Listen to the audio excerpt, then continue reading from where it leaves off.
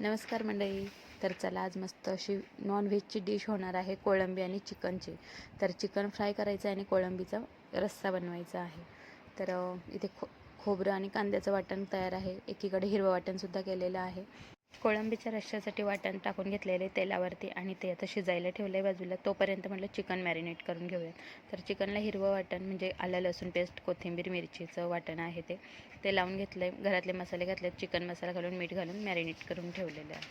आता इकडे कोळंबीचं वाटणसुद्धा शिजलेलं आहे. त्यावर घरातले मसाले घालून घेतलेत, कोळंबी घालून घेतले आणि आपल्याला जेवढी ग्रेव्ही पाहिजे तेवढं पाणी घालून चवीनुसार मीठ घालून घेतलेलं आहे.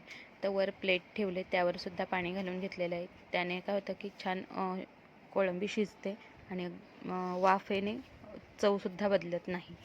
तर छान अशी शिजत ठेवले. आता दुसरीकडे चिकन फ्रायसुद्धा चालू आहे आणि ही खारवलेली कैरी ती कोळंबीच्या रश्श्यामध्ये घालायची होती, कारण त्याने अजूनच टेस्ट छान येते.